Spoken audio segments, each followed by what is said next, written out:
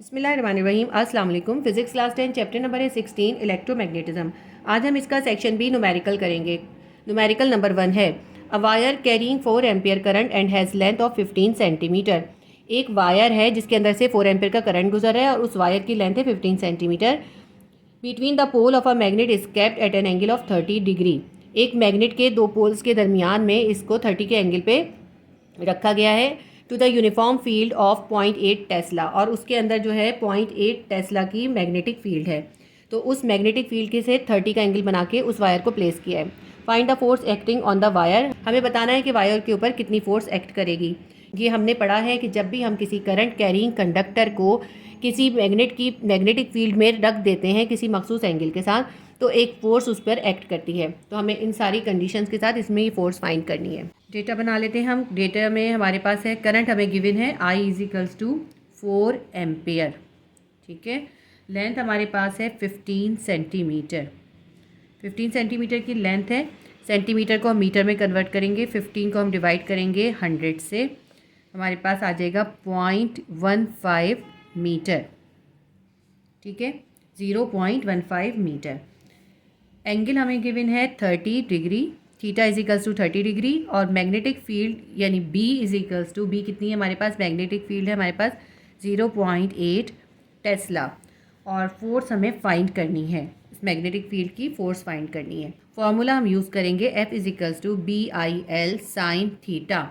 इसमें हम value substitute करेंगे तो हमारे पास फोर्स आ जाएगी। बी कितनी है हमारे पास 0.8 टेस्ला, और आई यानी करंट है हमारे पास 4 एम्पियर, और लेंथ हमारे पास है 0.15 मीटर, और एंगल हमारे पास है साइन का एंगल हमें गिवन है 30 डिग्री।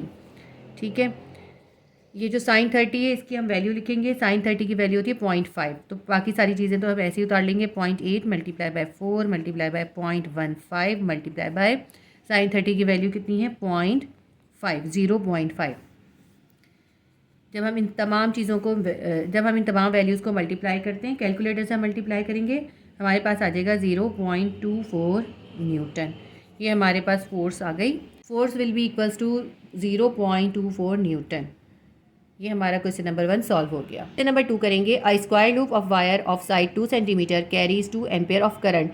एक स्क्वायर लूप है वायर का और उसके जो साइड है उसकी लेंथ है 2 सेंटीमीटर, उसमें से 2 एम्पेयर का करंट गुजर रहा है। A uniform magnetic field of magnitude 0.7 Tesla makes an angle of 30 degree. 0.7 Tesla की जो है मैग्नेटिक फील्ड है, और वो मैग्नेटिक फील्ड उस वायर लूप के साथ जो है 30 के एंगल बना रही है। What is the magnitude of torque on the loop. तो हमें लूप पे जो है टॉर्क मालूम करना है। हमने ये पढ़ा है जब भी किसी करंट कैरिंग कंडक्टर को हम मैग्नेटिक फील्ड में रखते हैं तो उसके ऊपर कपल ऑफ फोर्स अप्लाई होता है। कपल और फोर्स जो होता है वो यानी कि दो फोर्सेज होती हैं जो कि ऑपोजिट डायरेक्शन में होती हैं। इसलिए वो फोर्सेज जो हैं उस लूप को या उस कंडक्टर को जो होती है रोटेट कर देती हैं, उसके अंदर टर्निंग इफेक्ट पैदा करते हैं, जिसको हम कहते हैं टॉर्क। तो हमें इन्होंने यही कहा है कि जो एक स्क्वायर लूप है जो कि जिसमें से 2 एम्पेयर करंट गुजर रहा है और 2 सेंटीमीटर उसकी लेंथ है, और उसको 0.7 टेस्ला की मैग्नेटिक फील्ड में रख दिया, उसके अंदर जो है उसके अंदर टॉर्क प्रोड्यूस हो रहा है। हमें वो टॉर्क फाइंड करना है। अब इसका हम डेटा बना लेते हैं। लेंथ हमें कितनी गिवन है वायर की जो लेंथ है उसके साइड की वो है 2 सेंटीमीटर। तो हम इसको मीटर में कन्वर्ट करेंगे तो ये आ जाएगी 2 सेंटीमीटर को हम 100 से डिवाइड करेंगे, हमारे पास आ जाएगी 0.02 मीटर। ठीक है, 0.02 मीटर। करंट हमारे पास इसमें कितना इसके अंदर गुजर रहा है, इसके अंदर 2 एम्पेयर का करंट गुजर रहा है। एंगल को हमने नाम दिया है अल्फ़ा, और अल्फ़ा कितना है 30 डिग्री। मैग्नेटिक फील्ड यानी बी की स्ट्रेंथ है हमारे पास 0.7 टेस्ला। हमें पता है मैग्नेटिक फील्ड को हम टेस्ला से ज़ाहिर करते हैं। और एरिया जो है इसमें हमें फाइंड करना पड़ेगा क्योंकि हमें इसमें टॉर्क फाइंड करना है, और टॉर्क का फॉर्मूला जो है इसके ये क्या होता है BIAN cos अल्फ़ा। तो हमें एरिया भी चाहिए। एरिया हम कैसे निकालेंगे, ये जो हमें लेंथ गिवन है ना, इस लेंथ को हम स्क्वायर कर देंगे, क्योंकि एक स्क्वायर का एरिया जो होता है उसकी लेंथ, एक साइड की लेंथ जो होती है उसको स्क्वायर कर दें तो स्क्वायर का एरिया निकल आता है। तो L स्क्वायर कर देंगे। 0.02 हमारे पास लेंथ है, हम इसका स्क्वायर कर देंगे। जब हम इसका स्क्वायर कर देंगे ये हमारे पास आ जाएगा 0.0004 मीटर स्क्वायर। एम स्क्वायर का मतलब है कि एरिया है, एरिया की जो यूनिट होता है एम स्क्वायर यानी मीटर स्क्वायर होता है। नंबर ऑफ़ टर्न्स यानी n कितने हैं इसके अंदर। तो देखिए इसमें इन्होंने हमें क्वेश्चन के अंदर क्लियर कर दिया था कि इसके अंदर जो है एक ही स्क्वायर लूप है, एक ही वायर का स्क्वायर लूप है, यानी कि नंबर ऑफ़ टर्न कितने हैं इसके अंदर, सिर्फ एक है नंबर ऑफ़ टर्न कि हमें क्वेश्चन में मेंशन है। टॉर्क कितना है इसके अंदर, टॉर्क हमें फाइंड करना है। ठीक है, जब हमने एक स्क्वायर लूप को किसी मैग्नेटिक फील्ड में रखा है तो उसके अंदर कितना टॉर्क प्रोड्यूस हो रहा है ये हम इस फॉर्मूले से फाइंड करेंगे। Torque will be equals to BI/AN cos alpha. इसमें हम वैल्यू सब्स्टिट्यूट कर देते हैं। Torque will be equals to B की वैल्यू कितनी है हमारे पास 0.7 टेस्ला, और आई की वैल्यू हमारे पास कितनी है करंट की, वो है 2 एम्पेयर। ए यानी एरिया हमने निकाला है 0.0004 मीटर स्क्वायर, और कॉस हमारे पास कितना है, कॉस अल्फ़ा हमारे पास है cos 30 डिग्री। अब cos 30 की डिग्री हम यहाँ सब्स्टिट्यूट करके इन सबको मल्टीप्लाई कर लेंगे। तो अभी मैं ऐसे ही उतार लेती हूँ, 0.7 multiply by 2 multiply by 0.0004 multiply by cos 30 की वैल्यू कितनी होती है, cos 30 की वैल्यू होती है 0.866। जब हम इन सब को मल्टीप्लाई करेंगे हमारे पास आंसर आ जाएगा 0.000484। ठीक है, अब इसके अंदर जो पॉइंट है ना इसको हम एक सिग्निफिकेंट फिगर के बाद लेके जाएंगे, यानी 4 के बाद लेके जाएंगे। हम कितने डिजिट आगे लेके जाएंगे उसको फिर हम 10 से मल्टीप्लाई करके लिखेंगे। हम कितने डिजिट आगे लेके जाएंगे, 1 2 3 4, हम लिखेंगे 4.84 मल्टीप्लाई बाय 10 की पावर, डेसिमल को हम जितने डिजिट के बाद आगे लेके जाते हैं उतना ही 10 की पावर आती है। 1 2 3 4 -4 आएगा। जब हम आगे लेके जाते हैं डेसिमल को तो माइनस आती है इसकी पावर, और अगर हम पीछे लेके जाते हैं तो प्लस आती है। तो हमारे पास आंसर बन गया 4.84 मल्टीप्लाई बाय 10 की पावर -4 न्यूटन मीटर। ये होता है इसकी यूनिट, टॉर्क की यूनिट होती है। ठीक है, ये हो गया हमारा आंसर। ठीक है, हमारा ये क्वेश्चन नंबर 2 कंप्लीट हो गया।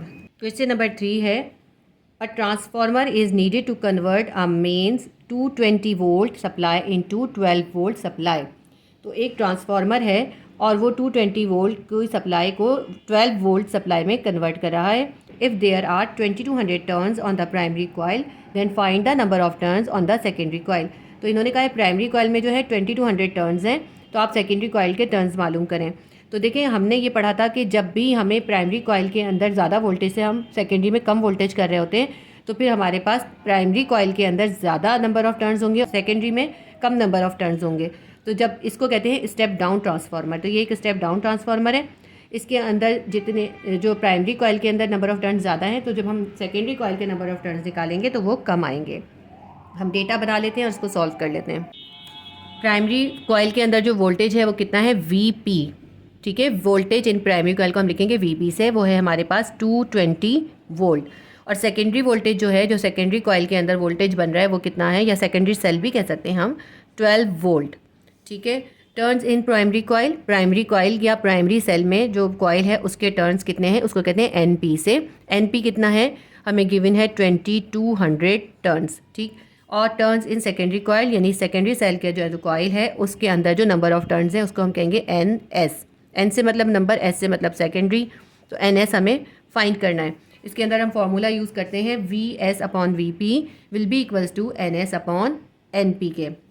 हमें फाइंड क्या करना है, हमें NS फाइंड करना है। NS को यहीं छोड़ दें, NP यहाँ डिवाइड हो रहा है, इसको इक्वल के दूसरे साइड पर ले जाएं और यहाँ पे जाके इसको मल्टीप्लाई कर दें। हम यह NS को यहीं छोड़ देते हैं और VS VP अपनी जगह पर है और ये NP जो है इसके पास आके यहाँ पे मल्टीप्लाई हो गया। ठीक है, अब हमारी इक्वेशन ये बन गई। इसमें हम वैल्यू सब्स्टिट्यूट कर देते हैं और फाइंड कर लेते हैं। हम लिखेंगे NS will be equals to, VS की वैल्यू हमारे पास कितनी है, 12 वोल्ट है, और NP की वैल्यू हमारे पास है 2200, और VP की वैल्यू हमारे पास है 220। देखिए अब 220 से हम 2200 को आराम से डिवाइड कर सकते हैं। कैसे डिवाइड करेंगे, 220 को 1 से करेंगे और इसको 220 टेंजा जो है हमारे पास आ जाएगा 2200। आप चाहें तो ज़ीरो को कट करके और फिर भी कर सकते हैं, वरना बहुत सिंपल सी है ये। तो 12 मल्टीप्लाई बाय हम करेंगे अब 12 मल्टीप्लाई बाय 10, यही हमारे पास अब यहाँ पे 12 बचे, यहाँ 10 बचे, तो हमारे पास NS कितने निकल आएंगे, 120 नंबर ऑफ टर्न्स निकल आएंगे, और यही हमारा आंसर है। ठीक है, ये हमारा क्वेश्चन नंबर 3 भी सॉल्व हो गया। नंबर ऑफ टर्न्स कितने होंगे, सेकेंडरी कॉइल के नंबर ऑफ टर्न्स होंगे 120। देखें उसमें प्राइमरी में 2200 थे और सेकेंडरी में 120 है, क्योंकि ये स्टेप डाउन ट्रांसफार्मर है। क्वेश्चन नंबर 4 करते हैं। A coil surrounding a long solenoid, the current in the solenoid is changing at a rate of 150 ampere per second and the mutual induction of the two coil is 5.5 into 10 की power -5 Henry. Determine the EMF induce in the surrounding coil. कहते हैं कि solenoid का एक coil है और उसके अंदर जो है करंट का रेट जो है वो चेंज हो रहा है। वो किस हिसाब से चेंज हो रहा है, यानी rate of changing of current कितना है हमारे पास 150 एम्पेयर पर सेकेंड, ये रेट हमें दे दिया है। और म्यूचुअल इंडक्शन हो रही है दोनों कॉइल के दरमियान, वो कितनी है म्यूचुअल इंडक्शन, वो है 5.5 इंटू 10 की पावर -5 हेनरी। म्यूचुअल इंडक्शन की जो होती है यूनिट होती है हेनरी, उसको हम एच से कैपिटल एच से जाहिर करते हैं। अब इसमें हमें म्यूचुअल इंडक्शन गिवन है और रेट ऑफ चेंज गिवन है और हमें फाइंड क्या करनी है, हमें फाइंड करनी है इस कॉइल के अंदर जो EMF प्रोड्यूस हो रही है वो फाइंड करनी है। तो हम डेटा बनाते हैं इसका। म्यूचुअल इंडक्शन हमें गिवन है, कितनी है म्यूचुअल इंडक्शन 5.5 इंटू 10 की पावर -5 हेनरी। और रेट ऑफ चेंज जो उसको पूरे को हम कैसे लिखते हैं, delta IB divided by delta T। कितना है रेट ऑफ चेंज, वो है 150 एम्पेयर पर सेकेंड। और EMF यानी ES हमें फाइंड करनी है। फॉर्मूला हम इसमें यूज़ करेंगे, ES यानी EMF in secondary cell will be equals to -M delta IP upon delta T। -M क्या चीज़ है, ये हमारी म्यूचुअल इंडक्शन है और ये जो है delta IB upon delta T ये हमारा पूरा रेट ऑफ चेंज है। ये भी हमें 150 गिवन है और ये 5.5 गिवन है। तो हम इसको जो है सॉल्व करते हैं, इसके अंदर वैल्यू सब्स्टिट्यूट करते हैं। EMF in secondary cell will be equals to, अच्छा ये नेगेटिव क्यों आता है इसके साथ, क्योंकि EMF और इस इंडक्शन की जो होती है म्यूचुअल इंडक्शन और EMF की जो डायरेक्शन होती है ऑपोजिट होती है, इसलिए हमेशा हम इसके साथ यहाँ पे M के साथ माइनस लगाएंगे। तो हम ये माइनस यहाँ पे 7 लगाएंगे और हमें जो वैल्यू गिवन है M की वो है 5.5 इंटू 10 की पावर -5, ये हमने सब्स्टिट्यूट कर दी। रेट ऑफ चेंज हमें गिवन है 150 एम्पेयर पर सेकेंड, तो हमने यहाँ इस पूरे की जगह पे 150 एम्पेयर पर सेकेंड लिख दिया। अच्छा याद रखें डेटा में आप लोग यूनिट ज़रूर लिखा करें, यहाँ पे यूनिट लिखने की ज़रूरत नहीं होती, उससे बहुत ज़्यादा प्रॉब्लम क्रिएट हो जाती है।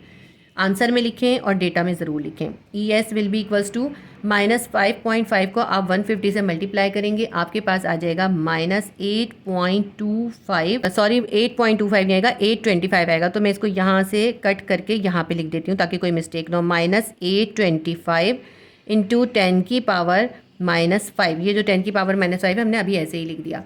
अब ये जो 825 है ना हमारे पास, इसके पास पॉइंट किधर है, इसका पॉइंट लास्ट में है। इसके पॉइंट को उठाकर हम एक सिग्निफिकेंट फिगर यानी 8 के बाद लेकर आएंगे। कितने डिजिट पीछे लाएंगे, 2 डिजिट पीछे लेकर आएंगे।